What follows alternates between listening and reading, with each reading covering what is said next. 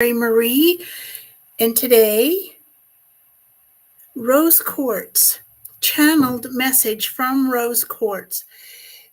I dated this one June 21st, 2020, so we were already in lockdown way back then, and let's get started, shall we?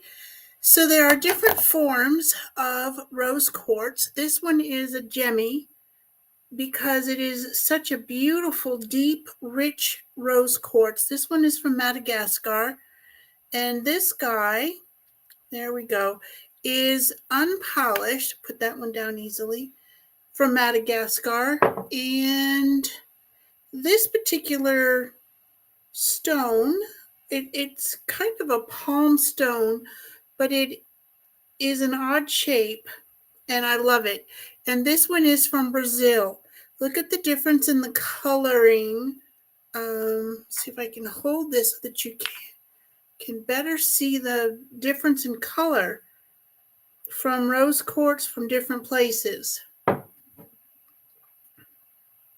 Right. If you have any questions, no matter when you're seeing this about rose quartz or anything, I am going to be reading from my personal journal. At least that's the way it started out years ago, before lockdown and all of that mess got started, as a way for me to connect more intimately, more personally with crystals, minerals, and stones. And as my guides usually do, I have a soft or a simple idea to do something to really connect with the energies. And then all of a sudden it's like, we'll start sharing them. It's like, okay. As they are channeled, I don't remember anything, even if I would have channeled it this morning or 10 minutes before coming on here to share this with you. If you are here, say hello. Anyway, here we go. So I'm going to put my glasses on. Now, I have not seen this or reread it in a very long time, so please bear with me. And this is Rose Quartz. It is, like I said, June 21st, 2020. Rose quartz is an all-time favorite and one of the very first crystals I adopted in 1989. This unassuming crystal has a unique energy. It is soft, compassionate, and fills me with unconditional love. I'm going to push these up so when I look at you, or maybe not. All right. Holding rose quartz in my hands and sometimes in my lap whenever I feel a sense of loss or loneliness. Its energy calms me, and soon there is a sense of peacefulness where there was that feeling of loss and emptiness. When we're on our path, it can be easy, sort of, to start feeling and experiencing energy from other people. The collective, even if you're in your own home, and I work from home, so I'm not out in the world per se, and yet there are times when the energy just can be so overwhelming. This particular message today, sharing it with you, is spot on. Rose quartz has the ability to help us connect with the very depths of our soul energy, experiencing a sense of blissful harmony. The delicate pinks and soft whites are symbolic of love and purification and spiritual protection. The spiritual path is often traveled on our own, accompanied by those who are like-minded. And I can already tell that my voice is reflecting the amount of energy that is already lower. It's not a low vibe. It's just when my energy tends to be lower at the end of the day sometimes, or there's been a lot going on, and it just is reflected in the volume and the tone of my voice. Rose quartz helps remind me I am loved and I am love. Radiating love energy helps me manage the ups and downs, the obstacles that seem to appear out of nowhere. This beauty helps me radiate unconditional love and helps guide those whom I am here to help as a way shower. Rose Quartz, what will you what, what will you share that I may share with others? Bear with me, like I said, I haven't seen this in a long time. How can each one of us tap into the seemingly elusive energy of unconditional love? Yes, and so it seems so, as most have yet to truly experience that which pure light and love from Source itself. Unconditional is by its very nature that which is devoid of conditions. Many have conditions placed upon them by others. It is a learned behavior, having been passed down and communicated from the days of the beginning. The remedy, if you will, is one of inner searching, reconnection, and self-discovery. It is a solitary inner journey of healing, release, and acceptance with each breath, thought, and heartbeat. It is one of flowing with and through many of life's challenges, recognizing what one's desires within themselves. Act first towards yourself as you would have others to treat you. That's something that, what does it say? What is that saying? Treat others as you would treat yourself, or something like that. And how often, especially women, do we put ourselves last? Do we discount our own worth, our own value, our own way of feeling and expressing? And whether, whatever your life circumstances are, whether you are living on your own or with others, it's what has been passed down through the generations. And so it's part of our DNA, generally speaking, as females. And those of us who are empaths, highly sensitive to energy, holy heavens, right? Um, it can be overwhelming at times. And I've just come through, and it was not an easy come through, just come through about 2 weeks of, why am I here? Why am I doing this? Do I just want to go away and do nothing at all, or, just disappear? So the next part of this, act towards yourself as you would have others treat you. And then, so I ask, Rose Quartz, please explain. Yes, if you wish to be respected, one must first respect themselves. The same of acceptance and that of being loved for all one is, rather than what one is not. Think about it.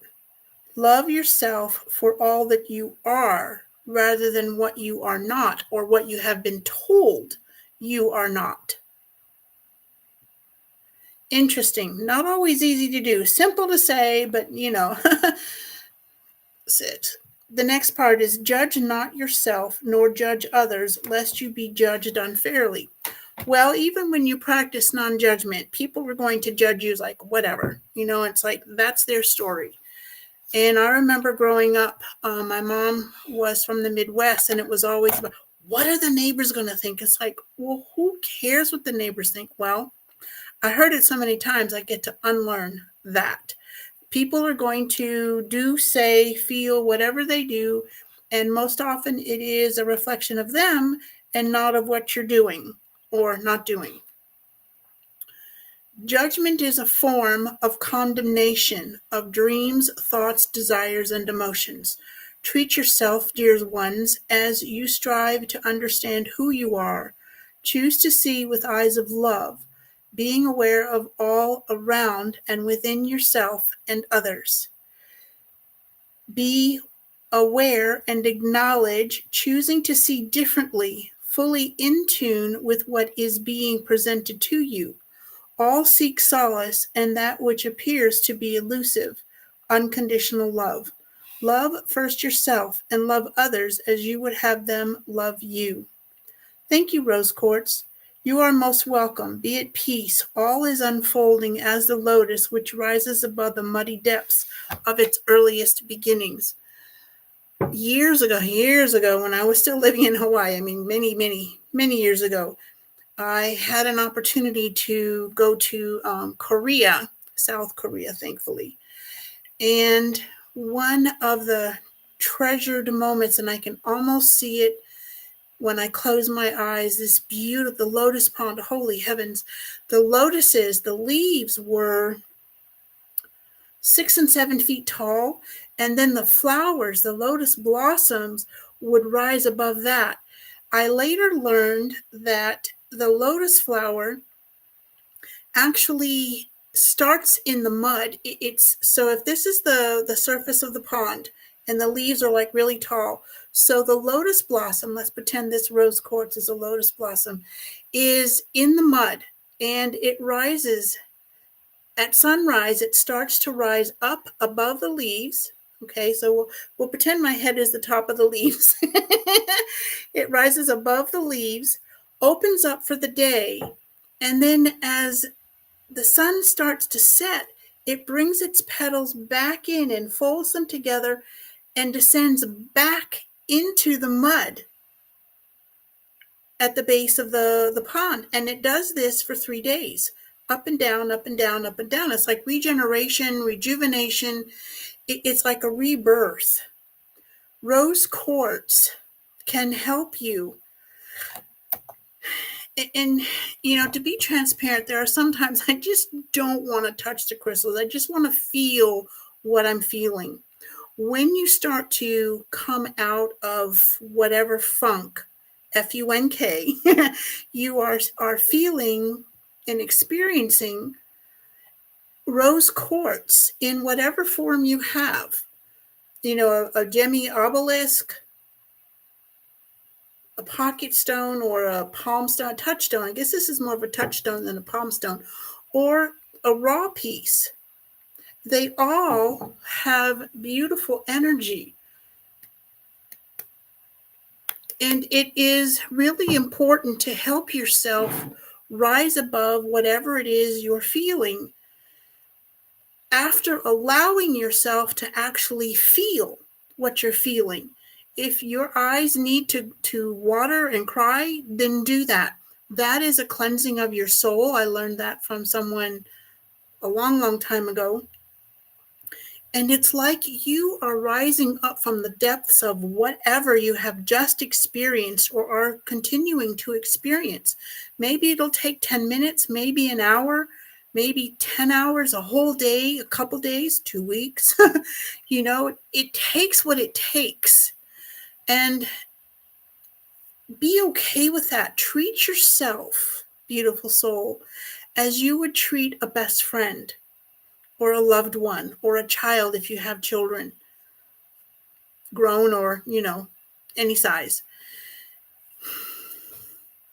If you like this video or you like this message, please do a thumbs up somewhere wherever you're seeing this. If you have any questions about rose quartz and what else you can do with it besides just hold it. The bigger ones you can hold in your hands, and it will help you have a crystal energy transfusion. Energy comes from or through the crystal into your left, out your right, passes back through the crystal, cleanses itself, and you can do that for a couple of minutes. Or you can just hold it in your left hand so that the energy comes through in you, and you can point your right hand down to the ground or up to the sky. So it pushes out the unwanted energy and vibration while it fills you with its unconditional love vibration. And if you just want to have the energy pulled out of you, you can hold it in your right hand. And after you work with your crystals, whether it's on your lap, in your hands, under your pillow, whatever it is you're doing, Remember to recharge, cleanse, and recharge them. How do you do that? Put them in the sunlight. There are some that you don't put in the sunlight, like amethyst. Rose quartz is okay.